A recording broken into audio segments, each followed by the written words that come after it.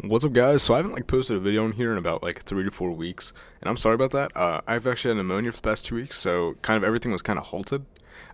So yeah, that kind of sucks. So right now I'm actually working on a collab and another video on my own that should be coming out soon. I know I keep promising videos and they're not coming out due to being sick and all this, and I'm sorry for that. It's just that time of the year and I get really sick this time of year. So they'll be coming out. And this is actually a video that was released on my old channel. I'm re-uploading it on here because it belongs more on here. I mean, let's be honest. But I actually sound stiff like a board when I'm talking in this video, so please do not judge me on that. So yeah, this is a video that I want to bring over. It's also re-upload and all that, so yeah. I'm sorry for the lack of content and all that. So yeah, here's video, top 5 creepiest things in Pokemon. Hey everyone, and welcome to my first top 5 video. Today, we will be covering the top 5 creepiest things in Pokemon. All the things listed in this video are mainly anime and game related, nothing concerning the manga.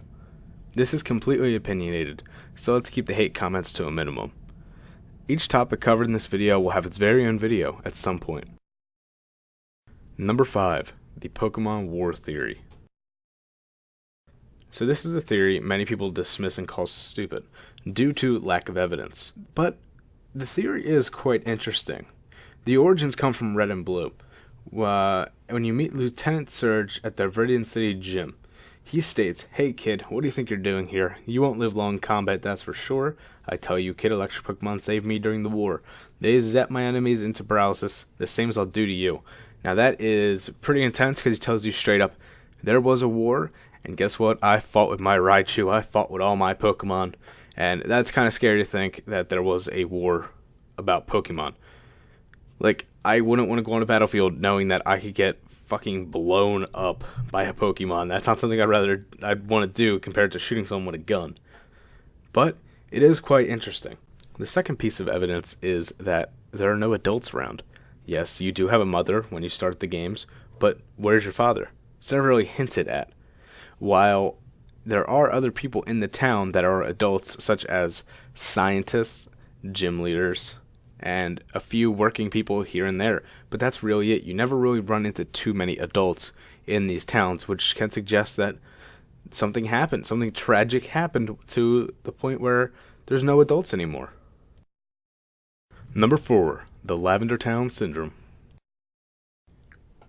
The Lavender Town Syndrome, also known as Lavender Town Tone or Lavender Town Suicides, was a peak in suicides and illness of children between the ages of 7 to 12, shortly after the release of Pokemon Red and Green in Japan. Rumors say that the suicides or illness only occurred after the children playing the game reached Lavender Town, whose theme music had extremely high frequencies that studies show that only children and young teens could hear, since their ears were more sensitive.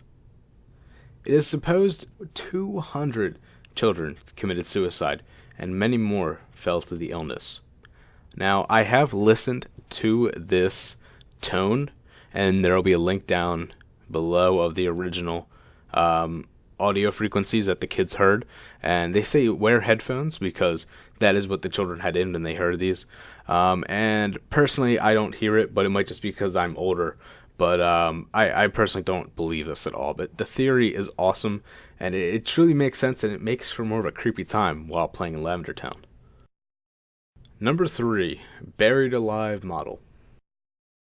The Buried Alive model, often referred to as its code, the Berryman script, was to be found in the final story of the Pokemon Tower, in what has now been replaced with the Marowak Ghost. According to the scripts assigned to it, the Buried Alive model was intended to be the boss of the tower. When battling his sprite, he would appear to be a decaying human corpse, attempting to crawl out of the ground, and if you were defeated, you'd receive a game over screen, and it would appear the Berryman was eating your corpse. Number 2. Gengar and Clefable. Gengar and Clefable are both Gen 1 Pokemons. Now, take a look at their nearly identical bodies. Everything is the same except for the hair. Clefable has a little swirl going on, while Gengar has spikes. Clefable's Pokedex index number is 36, while Gengar is 94. They're both listed as the first 151 Pokemon. Now, Gengar is also known as the Shadow Pokemon, but is he Clefable's Shadow? And at number 1, we have creepy Pokedex entries. At number 1, we have a couple different entries that truly make the Pokedex creepy. At number 4, we have Cubone. It always wears the skull of its dead mother, so no one has any idea what its hidden face looks like. Now that's just creepy in the sense that that is how it copes with its mother's death. Instead of just grieving as humans do, it takes its skull and wears it for the rest of its life. Now, when Cubone evolves into Marowak, the skull actually changes sizes, which is it's becoming part of its face, which is creepy in the sense of that now your mother's dead skull is now your skull, essentially. Number 3 is Yamask. Each of them carries a mask that used to be of its face when it was a human. Sometimes they look at it and cry. Now that's just creepy in the sense of if I did something as a human and I was reincarnated somehow as a Pokemon, I wouldn't want to be a Yamask because if I looked down and saw my face, I'd remember the horrible things that you did as a human, and you'd have to live with that guilt for the rest of your life. Number 2 is the skull. If it finds bad children who won't listen to their parents, it will spirit them away, or so it's said. Now that's just creepy in the sense that that is the Grim Reaper, and if you're a child and you did something wrong, you're gone.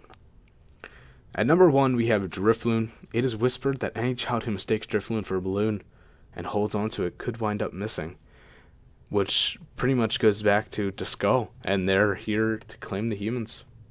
And that's just eerie in itself.